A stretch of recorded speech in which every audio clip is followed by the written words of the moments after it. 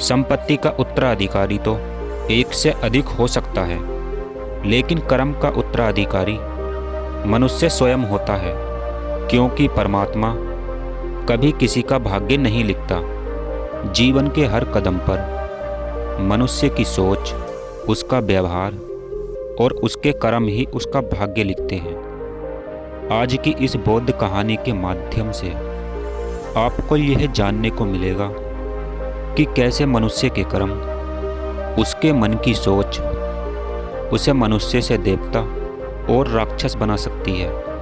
तो कहानी शुरू होने से पहले हमारे इस चैनल को सब्सक्राइब जरूर कर लें। बहुत समय पहले की बात है, एक राज्य में एक बहुत प्रसिद्ध राजा था। उसके कोई भी संतान नहीं थी। वह इस बात को लेकर बहुत परेशान रहता था कि मेरे बाद इस राज्य का राजा कौन बनेगा, जो अपनी ईमानदारी और नेक नियत से प्रजा के हित के बारे में सोच सके। राजा की नज़रों में ऐसा कोई भी व्यक्ति नहीं था जिसे कि वह अपना राजा घोषित कर सके। उस नगर में एक संत भी रहा करते थे, जो लोगों की समस्या का समाधान और उनके दुखों का निवारण करने के लिए जाने जाते थे। जब राजा को कुछ समझ नहीं आ रहा था, तो वह राजा उन संत के पास गया और उन्हें अपनी सारी समस्या समझाई कि वह एक योग्य राजा का चयन कैसे करें।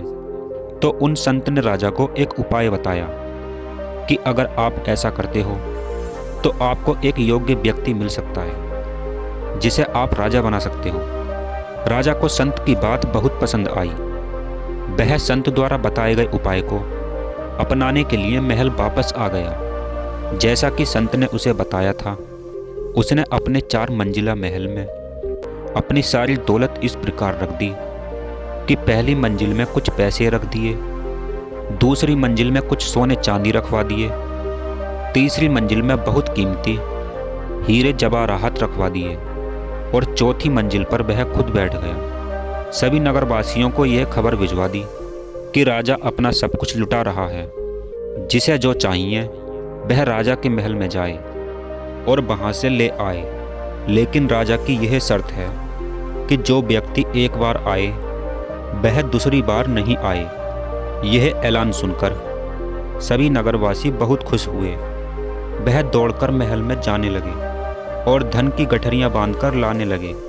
कुछ लोग तो पहली मंजिल पर ही रुक जाते, वह पैसों से अपनी झोली भरते और लौट आते। कुछ लोग दूसरी मंजिल पर सोने चांदी को देखकर खुश हो जाते और वहीं से लौट आते। लेकिन जो थोड़े बहुत समझदार थे, जिनकी सोच इनसे थोड़ी बड़ी थी, तो वह तीसरी मंजिल तक पहुंच जाते। वह वहां हीरे जवाहरात देखते तो खुशी के मारे पागल हो जाते और वह भी तीसरी मंजिल से लौट आते। लेकिन उस नगर में एक बहुत विचार विमर्श करके काम करने वाला एक सीधा साधा व्यक्ति था। वह जब राजा के महल में पहुंचा तो उसने पहली मंजिल पर कुछ पैसे देखे, जिन्हें लोग अपनी झोली में भर रहे थे। उसने सोचा कि राजा यह सब क्यों लुटा रहा है, इसके पीछे क्या वजह है। यह जानने के लिए वह दूसरी मंजिल पर पहुंच गया। वहां उसने सोना चांदी देखे। वह सोने चांदी को छोड़कर तीसरी मंजिल पर पहुंच गया। तीसरी मंजिल पर हीरे जवाहरात थे, जो सबसे ज़्यादा कीमती थे। लोग उससे आगे नहीं बढ़ रहे थे, लेकिन ये इन्हें भी छोड़कर चौथी मंजिल पर पहुंच गया। चौथी मंजिल पर राजा स्वयं बैठा था। राजा ने जब इसे देखा तो इससे कहा, क्या तुम्हें कुछ नहीं चाहिए? हमने इतने कीमती जवाहरात नीचे रख दिए हैं, तुम उन्हें ले जा सकते हो। तो उस व्यक्ति ने कहा, मैं यहाँ कुछ लेने के लिए नहीं आया हूँ। मैं तो अपनी मेहनत और कर्म को सबसे बड़ा मानता हूँ। उसके सामने ये सारे धन दौलत बेकार हैं। तो राजा ने कहा, फिर तुम यहाँ क्यों आए हो? वह व्यक्ति बोला, मैं तो यहाँ बस ये जानने के लिए आया हूँ कि राजा अपना सब कुछ क्यों लुटा रहा है। तो राजा ने उस व्यक्ति को सब कुछ बताया और उससे कहा कि अब इस राज्य के राजा हम तुम्हें बनाते हैं। वह व्यक्ति बोला, मुझे क्यों? मैंने ऐसा क्या किया है जो तुम मुझे राजा बना रहे हो? तो राजा ने कहा, तुमने मुफ्त में मिलने वाली दौलत को ठुकरा दिया है, जो हमने अपनी तीसरी मंजिल पर रखवा दी थी। नगर के लोगों को बस धन दौलत चाहिए जो वह नीचे लूट रहे हैं। हमने यह सब इस नगर का राजा चुनने के लिए ही किया है। हमें एक ऐसे योग्य व्यक्ति की जरूरत थी जो वो व्यक्ति तुम हो। राजा ने अपने सिर से ताज उतारकर उसके सिर पर रख दिया और उसे नया राजा घोषित कर दिया।